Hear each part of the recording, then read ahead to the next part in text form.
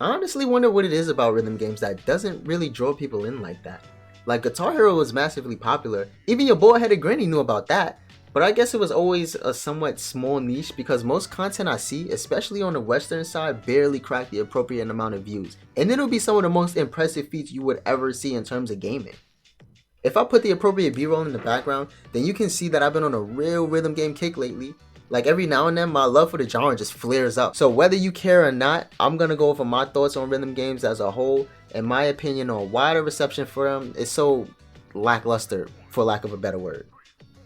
I shouldn't have to explain what makes a rhythm game. I realize there are branches to it, but honestly, any game where the main focus requires you to press buttons in sync or close enough to music will be considered a rhythm game.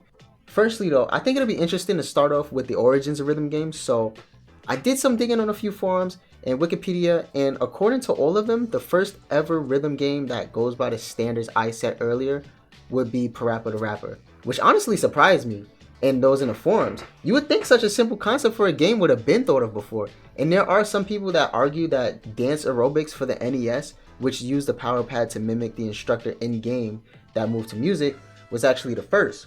This came out in 1987, and I mean, I guess we can count it as technically the first rhythm game, because if we can call Just Dance a rhythm game, which correlates somewhat to DDR and those types of games, then yes, Dance Aerobics can be called a rhythm game too. But Parappa is the first influential game, which makes sense because those aerobic class DVDs and shit like that were more for exercise than actual dancing. Even people who owned it in the forums I looked at never thought of it as a rhythm game technically. It was more for exercise. Parappa was the start of the huge wave that would be rhythm games in the future. So my dog still gets credit. Based on this article talking about the origins of rhythm games, for dance aerobics, players will have to follow the on-screen character's moves by stepping on the correct parts of the mat. The game even featured a free-form mode in which players created their own tunes by tapping out notes on the mat.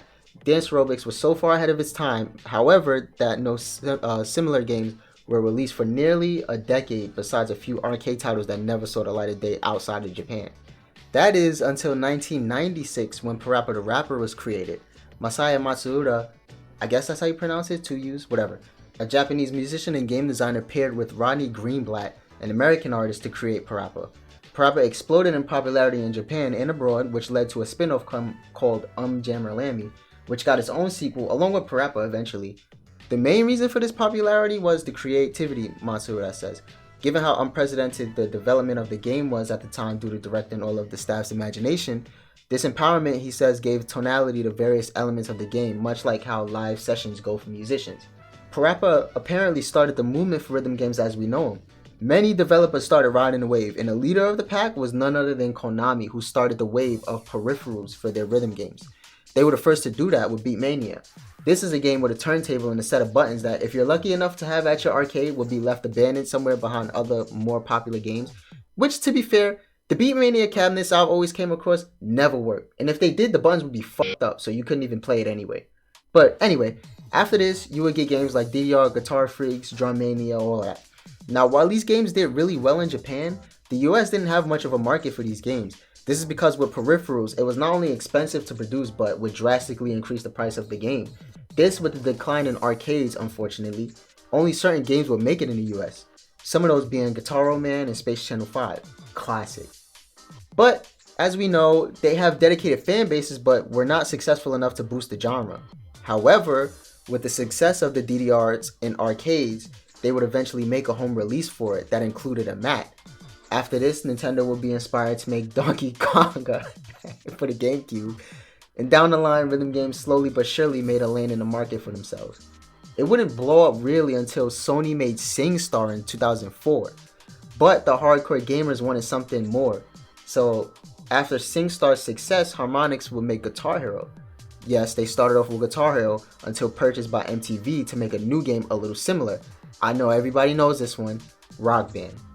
And the rest is history, we already know. I looked this up after recording the script, to be honest, and it gets into a lot of points I came up with myself, so I'll just let past uninformed tone tell why rhythm games appeal to not just us, but for many others. I also want to mention really quick that obviously, like all things, it had its peak along with its fall. Rhythm games were considered actually one of the most popular genres of gaming ever. This is way before I got into them. Like many things, always missing out on the fucking peak. But with the oversaturation by 2009, there was a near 50% drop in revenue, which I'd say was mainly due to the milking of Guitar Hero and Rock Band, which caused the genre to fall behind. So, with that, let me remind y'all on why this genre should stay relevant. So boom, now that y'all know all the history and all of that, I'm gonna get into some personal feelings. I wanna talk about what I like about rhythm games. The music. Everybody loves music, and there's so many different ranges of music you'll find in rhythm games. Excluding Jet Set Radio, it's the reason why I have such varied taste now, which I think is a good thing. It definitely helped bridge the gap between a lot of people I meet too, because where I come from, all you really hear about in terms of music is hip hop, and that's pretty much it. While having a main dish is important, I'd say it's equally as important switching it up every now and then. Go ahead and have a little sushi for once. You've been on soul food all week. Let's do something different. Having varied taste allows you to have an open mind for more than just music. I came across a lot of different people in different communities who were pretty cool, and I would like to say surprised at my interest in their favorite things. I mean, I don't have that big of an ego to think I'm the only person with this look you would ever see in certain niches, but I'll definitely say I'm one of not many. This is most likely just based off my location, but I've played taiko at a few locations and have yet to see a fellow brother who knows at least a little something about the game and can at least FC a song on easy. Now, I'm not trying to force interest or anything. Even in the rhythm game community, I don't really see much talk of taiko, at least on the western side, but as a skater as well.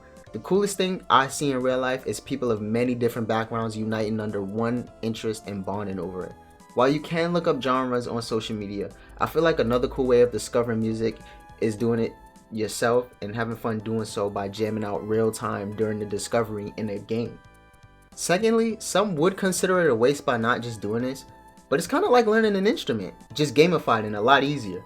Sometimes it might even help your learning a real instrument. The more you play, the more you develop hand and eye coordination, timing, rhythm, dexterity. Like, I don't have a true desire to learn a real instrument, but with how much time I put into Rock Band, taiko, DJ Max, I bet you within a couple months time I'll fuck up some keys or some drums. It feels like a middle ground. It can be cheaper than the instrument itself, and you don't have to get extensions or nothing like that. You can get right into it.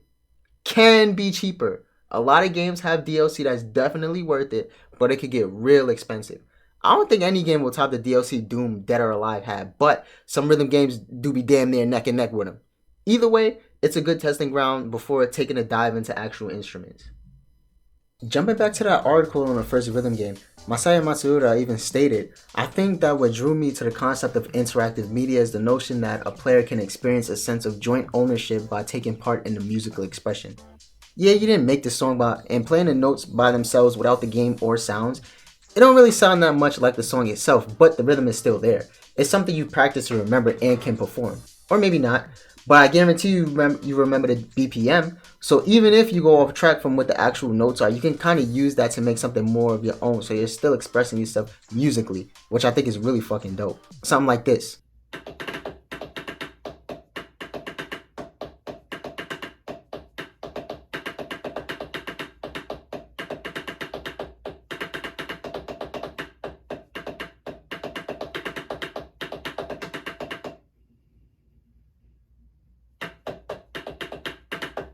You really don't need to put that much time into it either before really feeling good about your performance.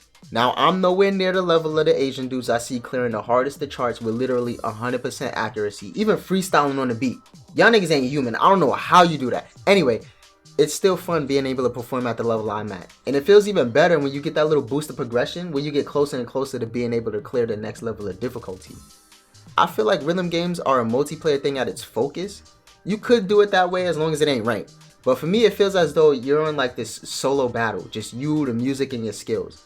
But there is fun in meeting others at varying skill levels and going head to head or even just playing together for fun. It's really like an art, especially when there's that one person who could clear charts with so much steez in their play. Like, you can really appreciate the amount of coordination and control it takes to really rock out like that. And you can also be a part of that as well. You don't gotta be as good as them. It's still just as fun to participate at your own pace and not feel like you're ruining the music, depending on the game. And seeing people have so much fun doing that is just, it's so wholesome. I love it. It's really weird too, especially with taiko, because most locations I see it in, that's one of the most popular games in the whole facility, let alone the rhythm game genre itself. Lines will stretch across the venue of people trying to play, and everyone loves the game from what I see to this day. Yet we got Western releases, the newest being on Steam, and we only got this amount of players. Now, on the other hand, again, it costs a lot to really get the most out of it. You got a standard base price, which gets you an alright amount of content, but the bulk, and I mean shit tons of extras that are actually worth it, you get through DLC. And it makes it feel like you're kind of getting gypped, right? Having to shell out even more money after spending the standard price. They even went the subscription route. A lot of people do not like that, so Bamco really fumbled on release. Not to mention, the game is best enjoyed with the drum peripheral, which costs another 100 bones for it to not even work as well as it should given the price. Now, while we have a few alternatives that work way better, you gotta pay even more for it. So it's basically a whole investment you gotta make just to play, which could be too much for people, and that's very reasonable. Another reason could just be the most obvious one, and it's the fact that people do like them, just not as much as somebody like me. Which is why I'm not trying to convert you to the cult of rhythm gaming. I just felt like talking about the genre, and I want to hear opinions of whoever stumbles across this video. Also, it is really repetitive in its nature, let's be real. Press random buttons to a beat, no more no less to it. A monkey could probably get good at it if you give him a couple weeks. If I held you in a full Nelson and forced you to sit through a game, you'd probably pick something with a little more depth to it, so it's understandable. They're just not going to appeal to that many people. That's fine. So for the most popular games to date, the list varies widely, but top contenders are Osu, Beat Saber. I actually really like this one. Geometry Dash, Guitar Hero, or just Clone Hero now. Trombone Champ had a moment. I don't know how well it's still doing because that was more on the casual side. Friday Night Funkin' 2 obviously spawned like a whole community subsection of rhythm gaming, which is pretty cool. Those are definitely good fun, but maybe I'm just showing my age and taste in the underground, you know, hipster me, because I really do miss the popularity in the arcade hits like your taikos, your DDRs, which is another top rhythm game. And I don't like how there's been so much variety in Japan that just never makes it out. Like, maybe 2 other people might have heard of this one. It's this arcade game called Musica, which kind of functions like this other one called Poppin' Music, but the catch to this one is that the buttons spin. I first try at round 1 in Long Island, and I would say it's in my personal top 10, maybe 5 most fun rhythm games I ever played. Matter of fact, I'm about to list some recommendations of more of these that I haven't mentioned yet.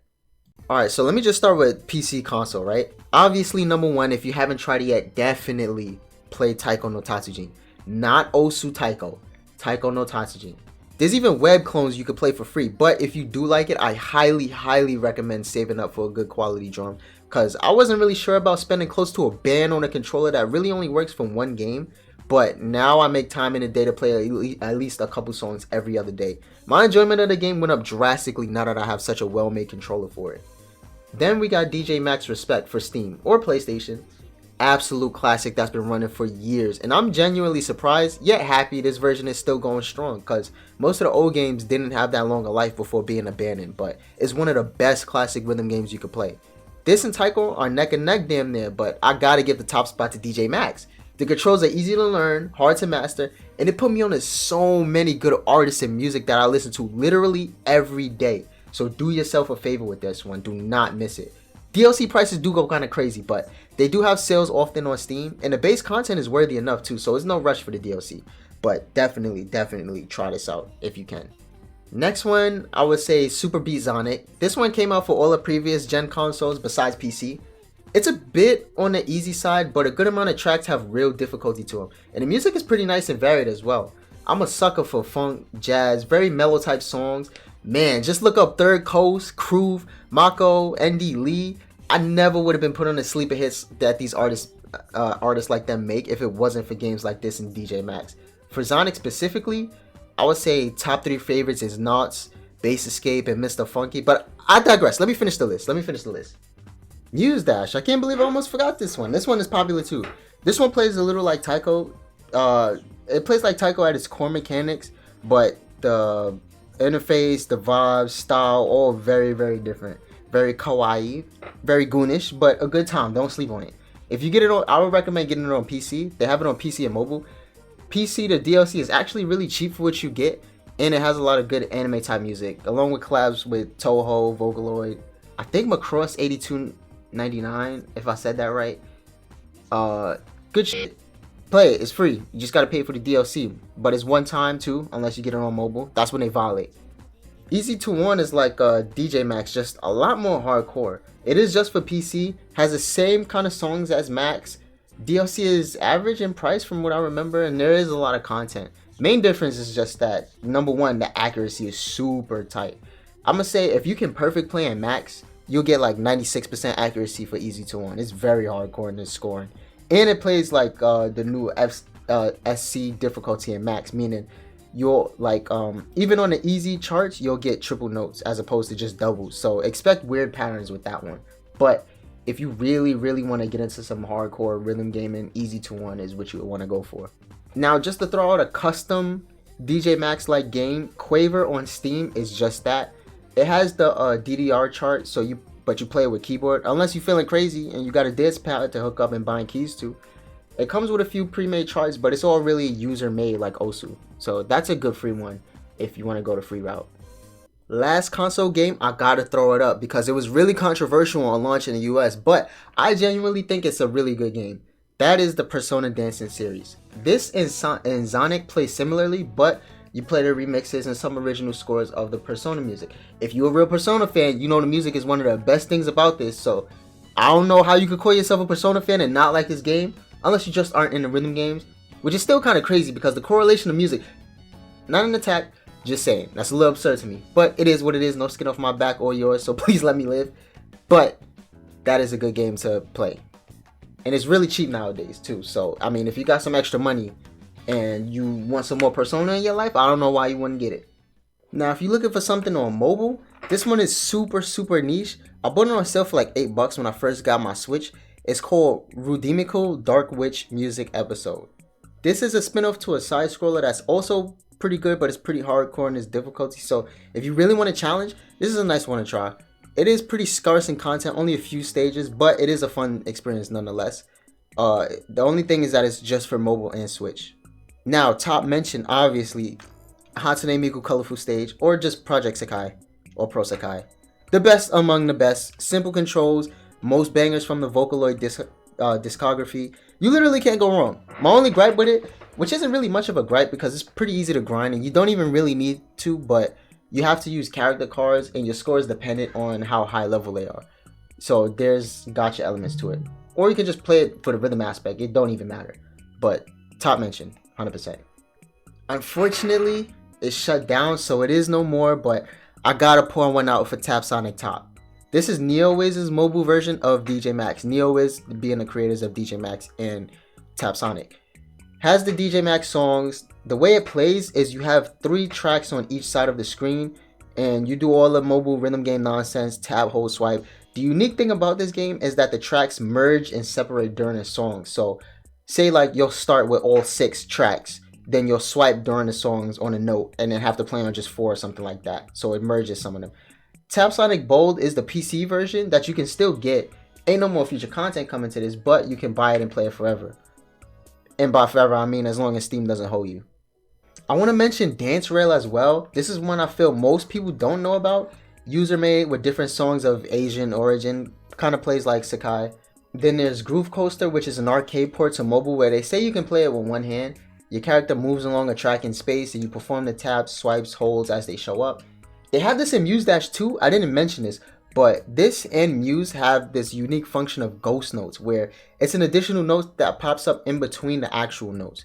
So you don't have to press these, but they'll give you more score, which I like especially because, as I said before, I like to freestyle in between the notes. So when I'm feeling it, so getting rewarded for that is pretty cool. That's basically what it is. It's like freestyle notes that you press to get an extra score. I like that. This is getting long, so I'll just rapid fire the rest.